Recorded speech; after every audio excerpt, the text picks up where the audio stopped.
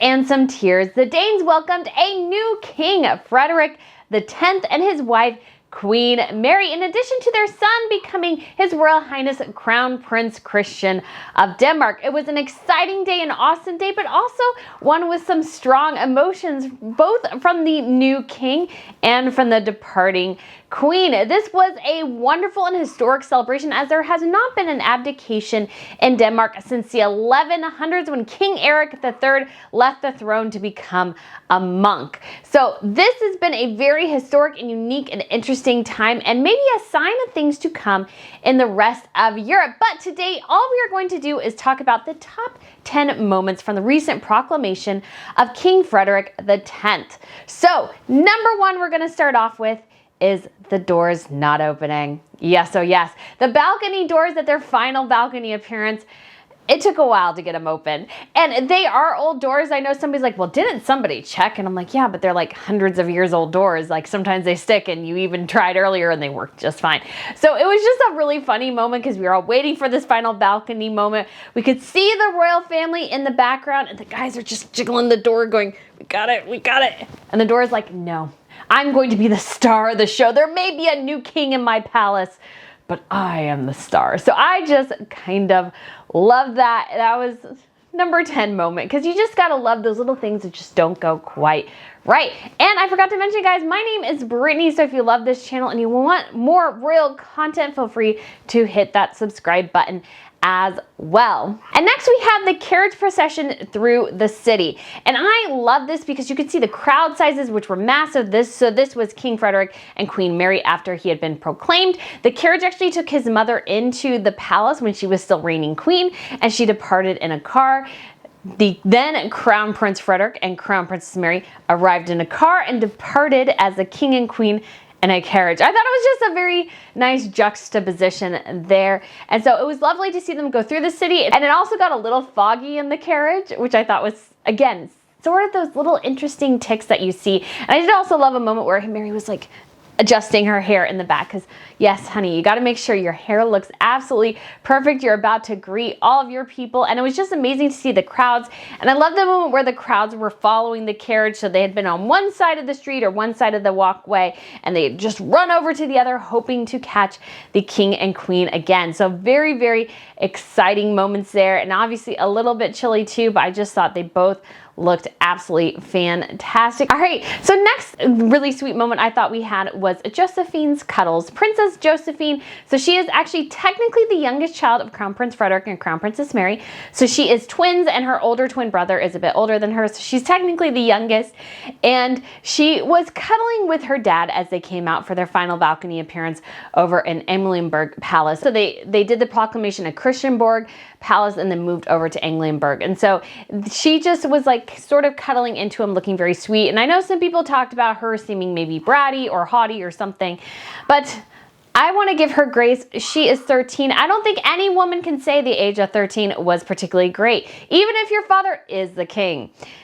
Everybody has struggles. So I just thought that was really, really sweet. And so it's just great to see her sort of cuddle into him. And I just absolutely loved that she got that moment. And maybe it was just a struggling day. I mean, huge crowds, your dad's now king, like there's different expectations on you now. Like it's one thing when your dad's crown prince, like he's going to be king, but now he is the king, and there's a lot of emotions going on in the family or everything like that. So I did think though it was very cute that she was sort of cuddling into him as they came out from the palace for their kind of final balcony appearance. Number 7 is seeing the royal fashion. The royal fashion is always on par, and Queen Mary looked absolutely fabulous in her rubies and diamonds and white dress. So this white dress actually follows a trend of royals who have worn white dresses at their proclamations. So this includes Belgium, Spain, and now Denmark. In the Netherlands, Queen Maxima wore, I believe it was kind of sort of a blush top and skirt combo. And then for her actual inauguration with King Willem Alexander, she wore a blue gown, which was, again, the Dutch was very much more ornate than the Danes were. The Danes was very simple. The Dutch felt a little bit more ornate, that we had capes and gowns and tiaras.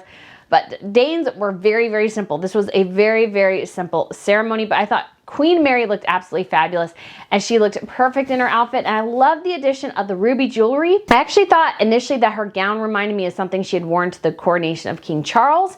And so I thought it was the same maybe designer, which I think is the designer that Catherine, the Princess of Wales, the Singapore designer, she wore to the Trooping the Color. But it was not.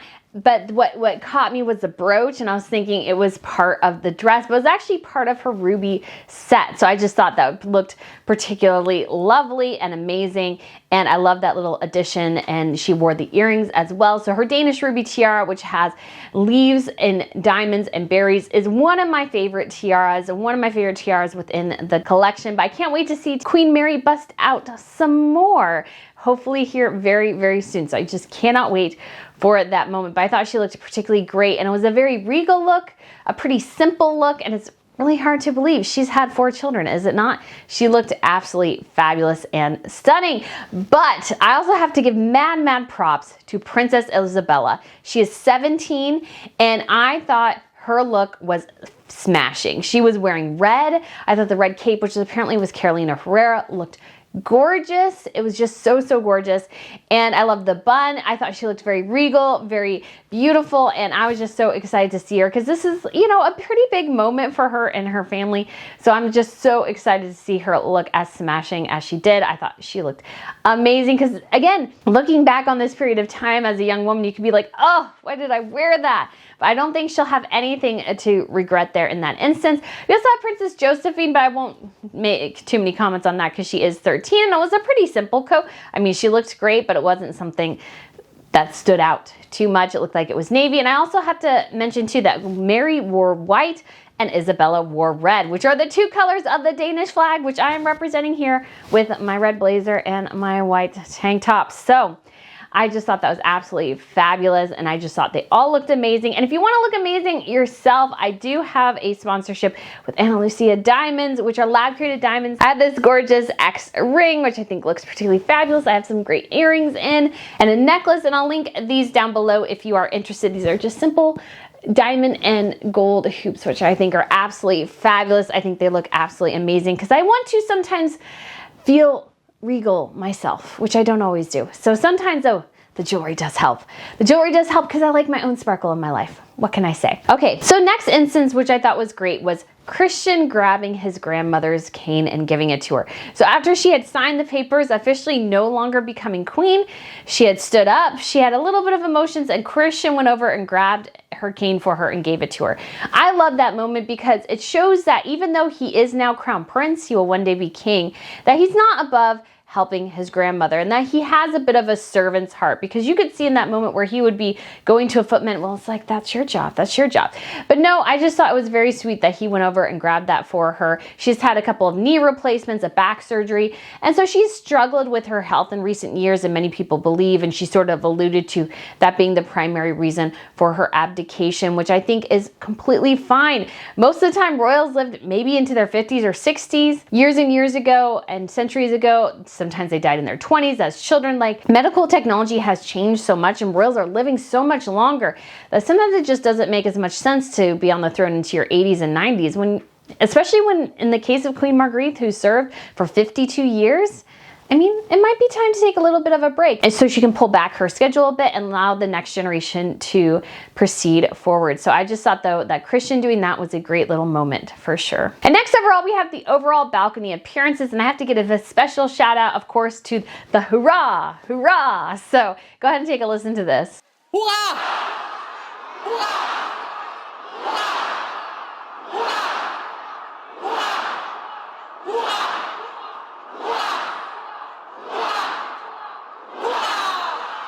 So this is after the Prime Minister has officially declared Frederik king, and the audience obviously hooray to him and congratulated him essentially on becoming king. So that was a fabulous moment, and we got 2 balcony appearances there. So Frederik came out first, and then the Prime Minister came out later, and then Frederik gave a speech himself, and then Mary joined him, and then the kids joined. So it was just so great to see everybody out there on the balcony in front of that huge crowd. I just can't imagine what it would be like to be on a balcony like that and see a huge crowd. Like Catherine after her wedding, what a shock that would have been. I remember she walked up and she goes, oh wow. know, because it's just like, you know, you're aware of it, but you're not totally prepared for it either.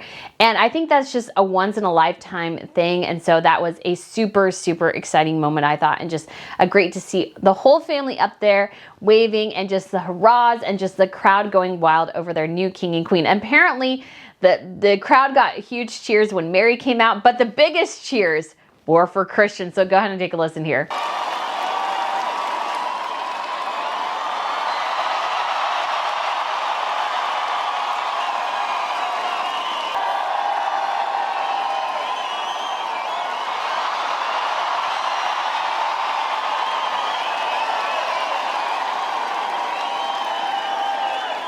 All right, guys, that is not a surprise. Christian is one of the most eligible bachelors in Europe. Technically, he is 18, but he is actually going to be one of the few male sovereigns in the future besides George, because we have females coming to power in Sweden, Norway, the Netherlands, Belgium, and Spain. So he is sort of a unique outlier. Obviously, we still have Haakon to go through in Norway before we get to Ingrid Alexandra, but King Carl Gustaf in Sweden, his first heir is Victoria, second heir is Estelle. So we have females coming. So Queen Margrethe may have been the last female sovereign of Europe, but we have plenty in the pipeline. So many will be coming soon. So that is a very, very exciting news as well. So next in number 4 spot, we have Queen Margrethe actually signing her abdication. This was obviously a very emotional moment. And there was a very sweet moment too, where she got up from her chair and you could tell she was emotional, and she kept kind of gesturing to Frederik, and he still, you know, gave her a little bow and then just went and sat down, which I thought was very, very sweet. And it's sort of weird because the transition of power is great. I'm sure Frederik is excited, yet his mother's also sad. And so we'll get into a little bit more of that later, but I just think this is a emotional moment. And I just thought the moment where she signs, it's like she's giving up a good portion of what made up her day in a lot of ways. And I think, again, it's very good for her health, her mental health, and everything. But at the same time, I'm sure she's also like, this is hard. This is really, really hard.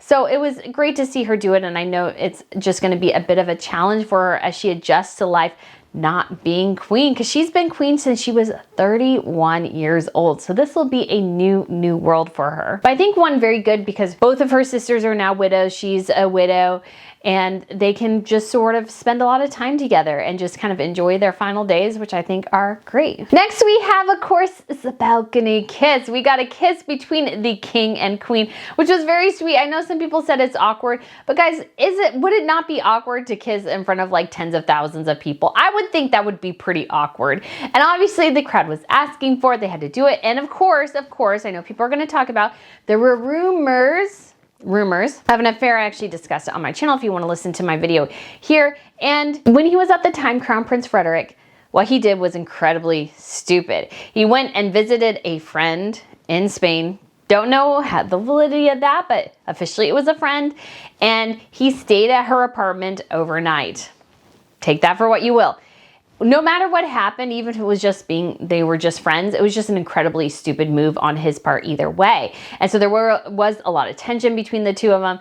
And so maybe some of that still exists. That's entirely possible. But I choose to see it as a beautiful moment and something where, yes, it is naturally awkward to kiss in front of tens of thousands of people. I would think that would be really, really awkward.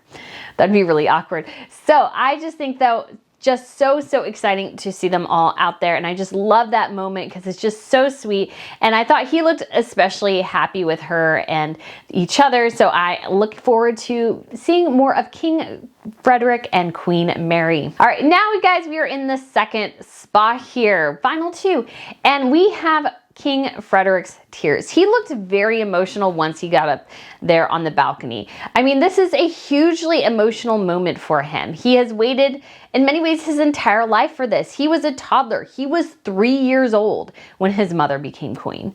3 years old. And so he's had just a very different life. His mother essentially has always been his queen. And he's waited for this moment, but I'm sure he wasn't sure it was going to happen right now. And it's just a very, I think, inspiring thing to see so many people out there supporting him. I'm sure that gave him great encouragement. And his queen was very, very popular. The royals overall there are very popular, but you know, obviously he has huge shoes to fill, and he definitely felt the emotion of that moment. And I love seeing him feel the emotion of that moment. Even in the second balcony appearance at Amalienburg Palace, he was also tearing up. So I think it was just a very emotional day for him, and just very sweet to see him have those emotions publicly, because it is something that you feel too. I think as the audience, we all feel his emotions there as well.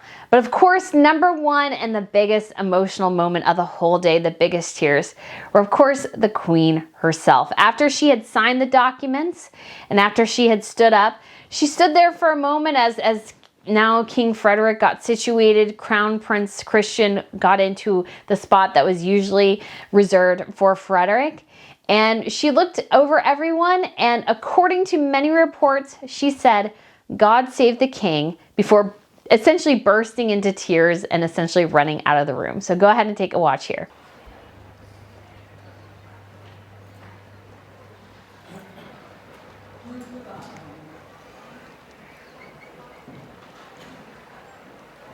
All right, guys, again, love that moment.